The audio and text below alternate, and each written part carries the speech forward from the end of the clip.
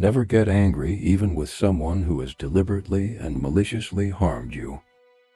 As we have already seen, you should be grateful to such a person for helping you to purify past negative actions, to increase your determination to be free from samsara, and to develop love and compassion. These days, famines, conflicts, wars, and other upheavals are increasing all over the world. This is because people allow their emotions to run wild and act under their power. For hatred, pride, jealousy, desire, and stupidity to decrease, not only conflicts, but also epidemics and natural calamities in the world would decrease as well, like the smoke disappearing when a fire is extinguished. People would naturally turn their minds towards the Dharma.